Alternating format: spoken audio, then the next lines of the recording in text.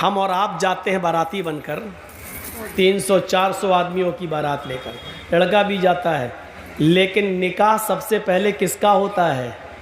लड़की का। लड़की की इजाज़त के बिना, लड़की के सिग्नेचर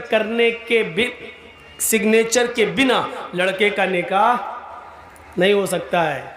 जिन लोगों की शादियां हुई हैं उन सबको मालूम होगा, जिनकी शादियां हुई।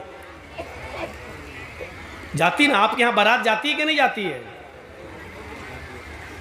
आजकल कहना पड़ रहा बारात, वरना हकीकत यह है कि इनको कहना चाहिए चोर और डाकू जो बारातों में जाते हैं। हकीकत है, ये लड़की वाले के यहाँ जाते हैं। अरे उस ज़माने में कभी ये दौर चलता था तो उसकी वजह ये थी कि पहले ज़माने में ना ट्रेनें होती थीं, ना गाड़ियाँ होती थीं, तो पहले वो बैलगाड़ियों पर, खच्चरों पर ये लोग जाते थे एक गांव से दूसरे गांव, और शादी करा के जब लाते थे तो रास्ते में लूट लिए जाते थे सोना चांदी कपड़ा लत्ता।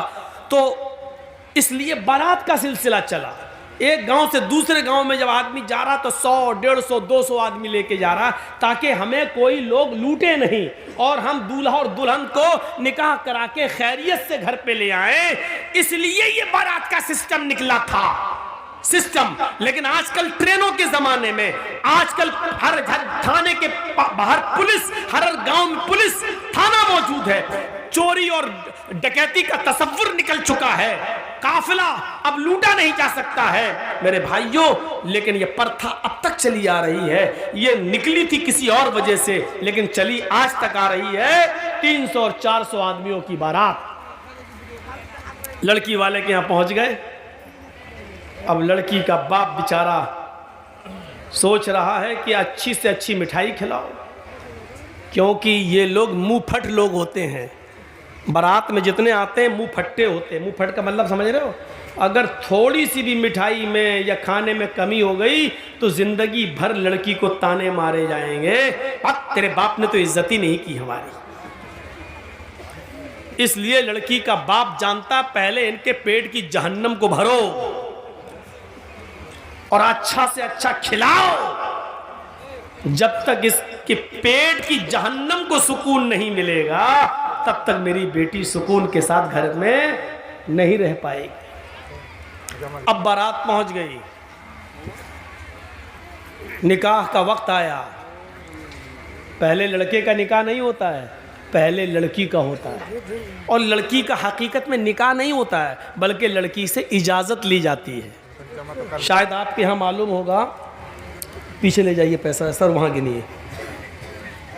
हम इनको बंद करा रहे हैं, शोर ना करें, आपकी आवाज़ भी कानों में आ रही है।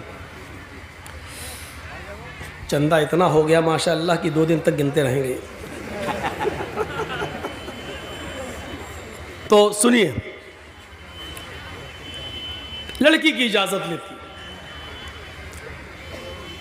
आप लोगों में जिसका निकाह हुआ होगा मालूम होगा, एक वकील होता है और 2 गवाह।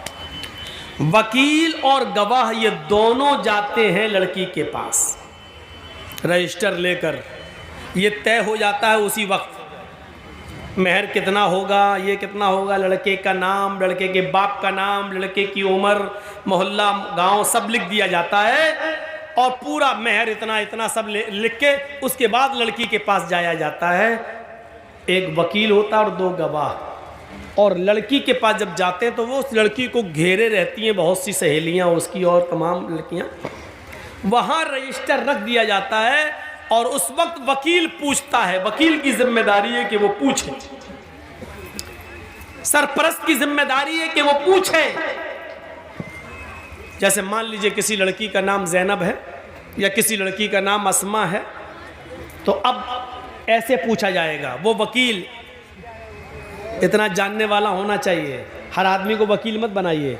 अब उस लड़की से ये पूछे कि हाँ अस्मा या हाँ ज़ैनब, फला फला की बेटी ज़ैनब, फला फला के बेटे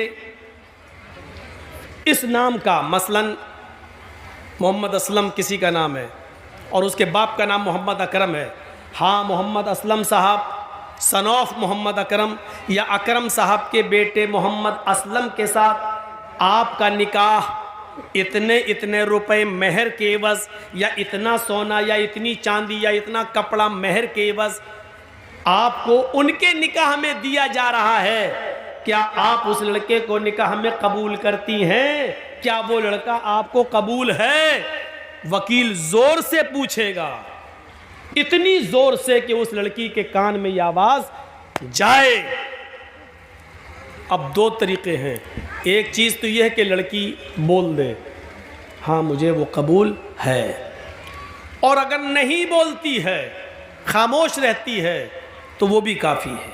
अल्लाह के नबी ने फरमाया इज़्नुहा सिमातुहा, उस लड़की की खामोशी ही उसकी इजाज़त है, ज़बरदस्ती उससे नहीं कहलवाया जाएगा। कुछ जाहिल लोग पहुंच जाते हैं, वो कबूल किया, अब वो खामोश है, बताओ बेटा कबूल किया, बेटा हमने सुना नहीं, बोलो कबूल किया। अब वो शर्म, बेचारी कुंवारी लड़की है, शर्म आ रही है। वो अलग बात है कि आज के माहौल में तो व्हाट्सएप पे खूब बात करती थी, उस दिन शर्मा रही है। यहां तो रात रात भर चैटिंग होती रहती थी, लेकिन उस दिन शर्मा रही है। एक दिखावा भी होता है, लेकिन हमें वो नहीं देखना, हमें हदीस देखना है।